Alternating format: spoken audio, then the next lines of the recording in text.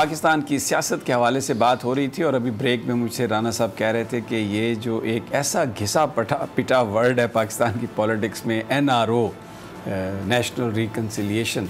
लेकिन आप देखें, सितम ज़रीफ़ी देखें वक्त की या हालात की, कि मरियम नवाज़ साहबा पहले कहती हैं नेशनल कंसेंसस और फिर उनके मुंह से निकलता है कि चाचू तो नेशनल रिकन्सिलिएशन की बात कर रहे थे। लेकिन जो इम्पोर्टेंट इसमें पहलू है कि मरियम नवाज़ साहबा उसको सपोर्ट करती हुई नज़र आ रही हैं। वो कह रही हैं कि चाचू नेशनल हुकूमत की बात नहीं कर रहे थे, कौमी हुकूमत की बात नहीं कर रहे थे, वो तो नेशनल रिकन्सिलिएशन यानी NRO की बात कर रहे थे। तो यानी सही बात थी वो मरियम साहबा के नज़दीक भी। बड़ा तेज़ी से ये सफ़र तय हुआ मज़ाहमत से नेशनल रिकन्सिलिएशन की तरफ। अब आगे ये क्या होगा? राना ताहिर साहब, you want to add to that? क्योंकि जो मेरे पास इत्तलात हैं उसमें बहुत सारे जो लीडर्स हैं लाहौर से जिनका ताल्लुक़ है, ख्वाजा साद रफ़ीक हैं, उनमें अयाज सादिक साहब हैं, राना तनवीर साहब हैं और बहुत सारे लोग, वो ये चाहते हैं कि जो वोट बैंक है उसको इंटैक्ट रखा जाए और उस हवाले से जो एस्टेब्लिशमेंट के बारे में जो नाज़ेबा रवैया था उसको बदला जाए। शमी साहब देखें, बात यह है कि सच जो होता है ना वो छुपाए नहीं छुपता। जो बात इमरान खान पिछले 3 साल से कर रहे हैं कि ये NRO मांग रहे हैं, आज मोहतरमा मरियम नवाज़ साहबा वो इसको स्लिप ऑफ टंग कहें बाद में या कुछ भी कहें, लेकिन उनके मुंह से सच निकल गया कि भाई ये वो NRO मांग रहे हैं। असल रुकावट जो है सारे मामलात में वो ये NRO का ना मिलना है। और ये जो आपने बात की इस्टेब्लिशमेंट के हवाले से, समी साहब आप ये देखें कि मुस्लिम लीग नून में बहुत सारे ऐसे अरकान असम्बली हैं जिनका अपने हलकों में ठीक ठाक असर व रसूख है। उनका एक वोट बैंक है, ज़ाती वोट बैंक है पार्टी से हटकर। वो ये महसूस कर रहे हैं कि ये लंदन में जो साहब भगौड़े बैठे हुए हैं वो पूरा का पूरा उनका हलका बर्बाद कर रहे हैं, उनकी सियासत बर्बाद कर रहे हैं। वो इनको कह रहे हैं कि भाई या तो उसको इधर लाएं पाकिस्तान में, या आप फिर ये छोड़ें और सीधी तरह पार्लियामेंट की सियासत करें। राजा आमिर अब्बास, मिल जाएगा NRO? क्योंकि मुझे तो हुकूमत की तरफ से जिस अंदाज में इस पर गुफ्तगू हुई है, शहबाज गिल साहब ने बात की है, फवाद चौधरी साहब ने बात की है और कई हुकूमती ज़ोमा ने इस पर बात की है, बहुत सख्त रिएक्शन आया इस पर। क्या बहुत सारे लोग इस पर भी, उनके भी बड़े सवाल उठ गए हैं कि ये इतना स्ट्रांगली रिएक्ट गवर्नमेंट को करने की क्या ज़रूरत थी?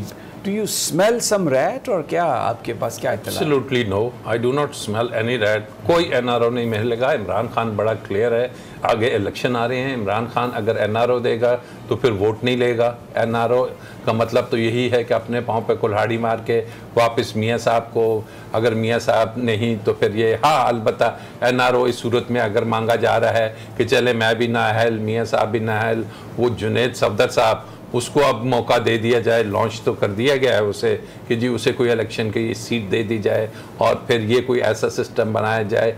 बट अगेन ये NRO का सवाल ही नहीं पैदा होता, किसी किस्म का NRO नहीं होगा। इन्हें चाहिए कि अपने केस पे तवज्जो दें, तारीखें ना लें, इसका फ़ैसला होने दें।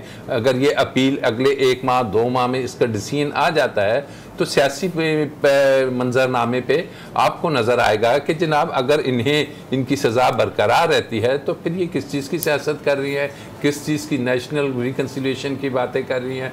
फिर तो यही होगा कि शायद उस केस से पहले असली NRO यही लग रहा है कि अगर बैरून मुल्क जाने की कोई इजाज़त दे दी जाए तो वो भी काफ़ी होगा। NRO तो अच्छा, एक और बात चल रही है कि गवर्नमेंट जो है वो इलेक्ट्रॉनिक वोटिंग मशीन्स पर बहुत संजीदा है, बड़ी उन्होंने एफर्ट भी की है और वो कुछ ये बात अपोजिशन को अंदाज़ा है इस बात का, तो वो इस मामले में भी कोई बारगेनिंग करने की कोशिश कर रही है। ये मैं राजा आमिर अब्बास बैक ड्रॉप से या बैक डोर से हमें ये मैसेज ना भेजें कि हमज़ा के केसेस ख़त्म कर दें तो मैं EVM पर आपके साथ हूँ। ये व्हाट डू यू थिंक?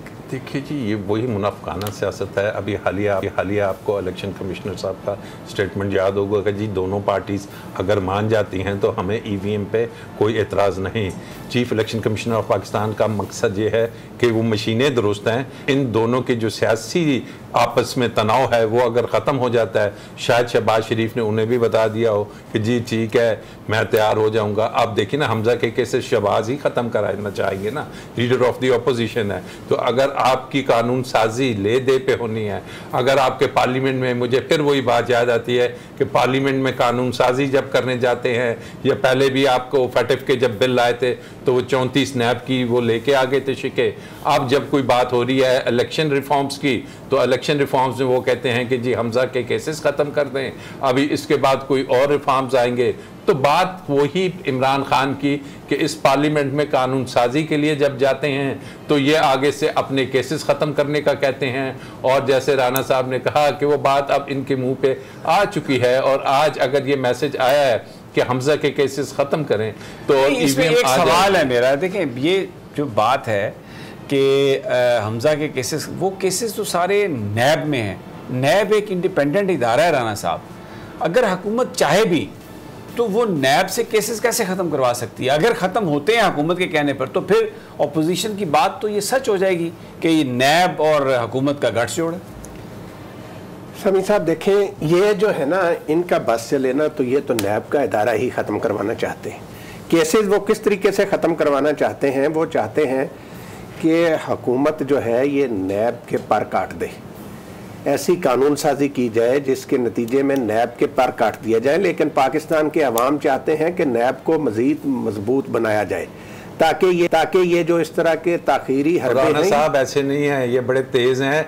ये सितंबर शुरू हो गया है, अक्टूबर के पहले हफ्ते में चेयरमैन नैब रिटायर हो रहा है। इसी शहबाज शरीफ ने और हुकूमत ने नया चेयरमैन लगाना है। बड़ा आसान तरीका होगा, अगर एनआरओ करना है, केसेस ख़त्म कराने हैं, तो वो एक पहले चौधरी कमर जमान था, एक और चौधरी कमर जमान ढूंढ के ले आए और ये केसेस भी ख़त्म हो जाएंगे। आपको लगता है कि इमरान खान ऐसा कमर जमान लाएंगे, ढूंढेंगे? लगता तो नहीं है, ही इज़ वेरी कमिटेड, हर जगह पर वो यही बात कमिटेड, बट होमवर्क हमें होता हुआ नज़र नहीं आ रहा। कोई नाम ऐसे नज़र नहीं आ रहे कि इनको लाया जाए और नैब के अदारे को मजबूत किया जाए। और अगर आपने right person at the helm of NAB बिठा दिया तो यकीन कीजिए ये जो केसेस पिछले 3 साल में अभी तक अपनी स्टेज 1 पे भी मुश्किल से ये 2 पे पहुंचे हैं, ये अगले 2 साल में ये मुकम्मल तौर पर इलेक्शन से पहले इनका रिजल्ट आपके सामने आ सकता है। इनमें या कन्विक्शन होगी या क्विटल होगा।